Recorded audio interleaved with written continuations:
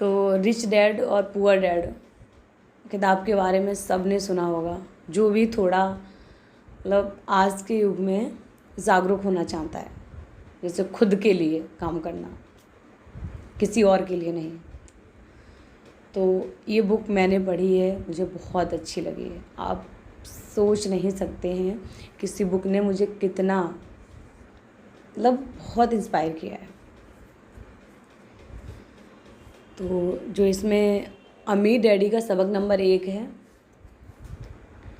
अमीर लोग पैसे के लिए काम नहीं करते। 20 साल पहले कई प्रकाशकों ने मेरी पुस्तक को अस्वीकार कर दिया था क्योंकि वे अमीर डैडी के पहले सबक से सहमत नहीं थे। आज लोग अमीरों और बाकी हर व्यक्ति के बीच बढ़ती खाई के बारे में ज़्यादा जागरूक हैं। 1993 और 2010 के बीच अमेरिका की राष्ट्रीय आमदनी में 50% से ज़्यादा वृद्धि सबसे दौलतमंद एवं प्रतिशत लोगों के पास गई है। तब से स्थितियां बदतर ही हुई हैं। यूनिवर्सिटी ऑफ कैलिफोर्निया के अर्थशास्त्रियों ने पाया है कि 2009 और 2012 के बीच 95% आय उन्हीं सबसे दौलतमंद एवं प्रतिशत व्यक्तियों के पास गई। सबक जो है इसका, आय में वृद्धियां कर्मचारियों की नहीं होती हैं, उद्यमियों और निवेशकों के पास जा रही हैं। उन लोगों के पास नहीं जो पैसे के लिए काम करते हैं।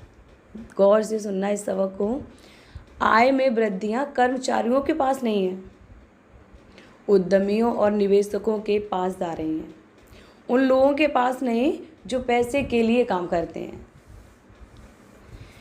अमीर डैडी का सबक, बचत करने वाले पराजित होते हैं।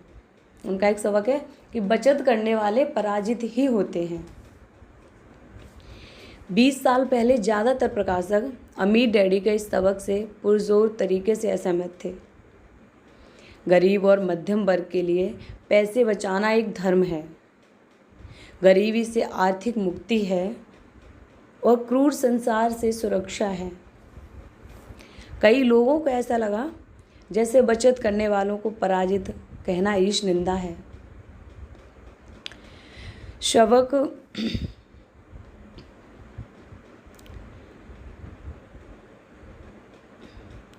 डाउ जोन्स इंडस्ट्रियल एवरेज के 120 सालों के चार्ट पर नज़र डालें और आपको दिख जाएगा कि बचत करने वाले क्यों और कैसे पराजित होते हैं। चार्ट दिखाता है कि नई सदी के शुरुआती 10 वर्षों में शेयर बाजार में 3 भारी क्रैश हुए हैं। इस चार्ट में आप देख सकते हैं। अगले पेज पर दिया चार्ट इन क्रैशों को चिन्हित करता है। पहला क्रैश सन 2000 के आसपास .com क्रैश था। दूसरा क्रैश 2007 का रियल एस्टेट क्रैश था और तीसरा 2008 का बैंकिंग क्रैश था।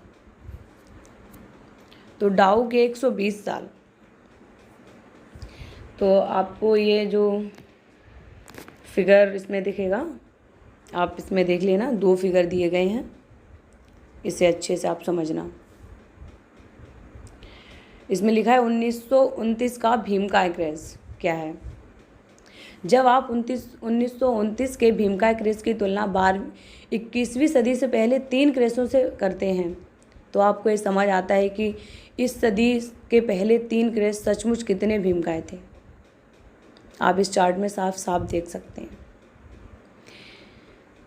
नोट छापना, नीचे दिया गया चार्ट दिखाता है कि क्रैश के बाद अमेरिकी सरकार और फेडरल रिजर्व बैंक ने नोट छापना शुरू कर दिया।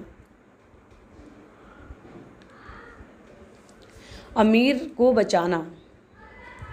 2000 से 2016 के बीच अर्थव्यवस्था को बचाने के नाम पर पूरे संसार के बैंक ब्याज दरों में कटौती करते रहे और नोट छापते रहे।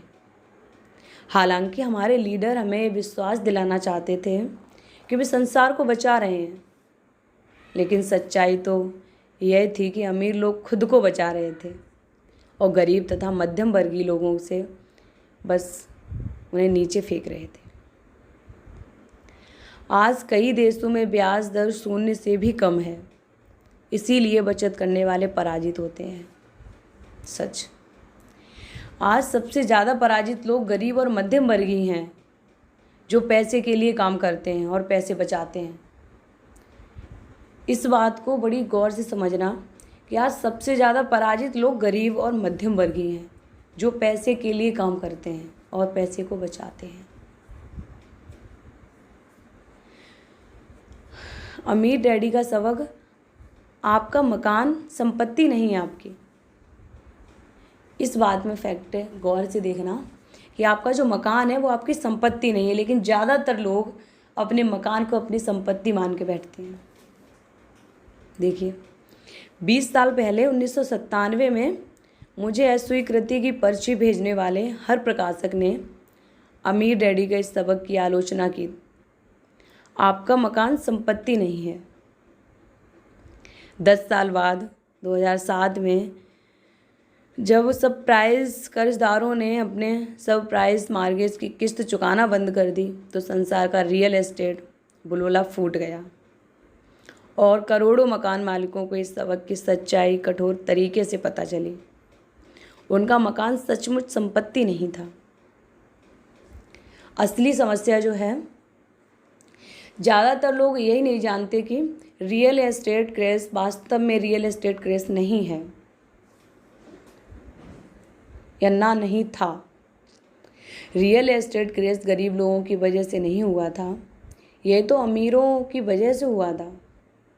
अमीरों ने वित्तीय जुगाड़ करके डेरिवेटिव्स नामक प्राइवेट प्रोडक्ट बनाए, जिन्हें वॉरेन बफे ने सामूहिक वित्तीय विनाश के हथियार कहा है।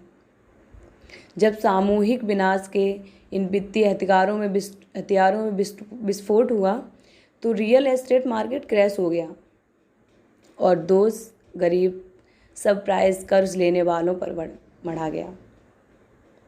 2007 में वित्तीय डेरिवेटिव्स में लगभग 700 ट्रिलियन डॉलर थे। आज ये अनुमान लगाया जाता है कि वित्तीय डेरिवेटिव्स में 1.2 क्वाड्रिलियन डॉलर हैं। दूसरे शब्दों में असली समस्या कम नहीं हुई, बल्कि ज़्यादा बढ़ गई। अमीर डैडी का सबक, अमीर लोग कम टैक्स क्यों देते हैं। 20 साल पहले कई प्रकाशकों ने यह उजागर करने के लिए rich dad and poor dad की आलोचना की थी। नहीं, लोग चाहते थे कि ये बुक मार्केट में आए, इसे लोग पढ़ें, इसके बारे में जागरूक हों, तो इसलिए विरोध कर रहे थे उसका कि अमीर लोग टैक्स में कम कैसे और क्यों देते हैं। एक ने कहा कि यह सबक गैरकानूनी है।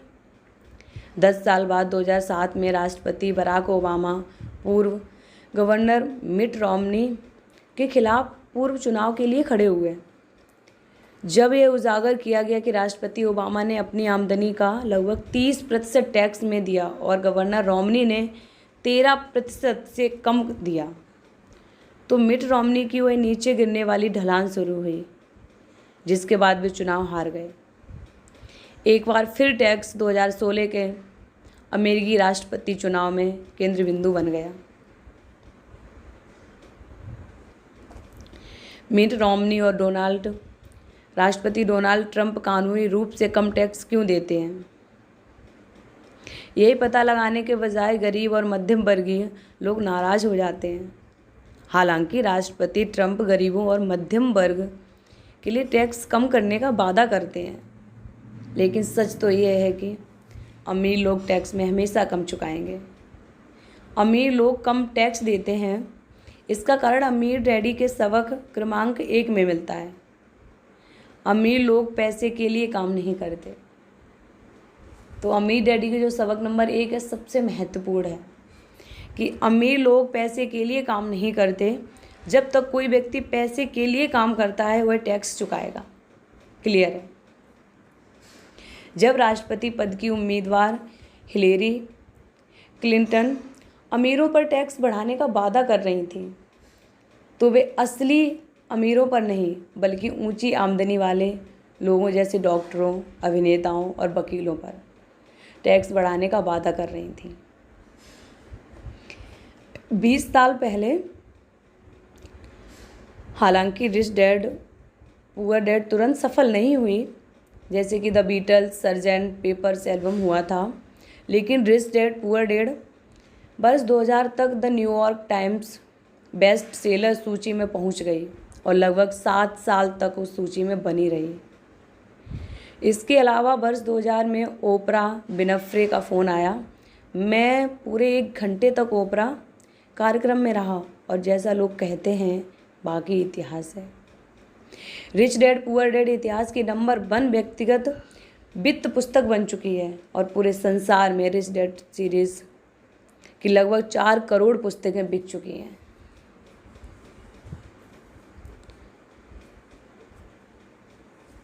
तो आप हमारे जब दूसरे पार्ट में देखेंगे कि क्या सचमुच कोई अमीर डैडी थे। ये करोड़ों लोगों ने पूछा था, क्या सचमुच कोई अमीर डैडी थे। इस प्रश्न का जवाब देने के लिए आप अमीर डैडी के बेटे माइक की बातें सुन सकते हैं, जब वे रिच डैड रेडियो शो पर अतिथि के रूप में आए थे।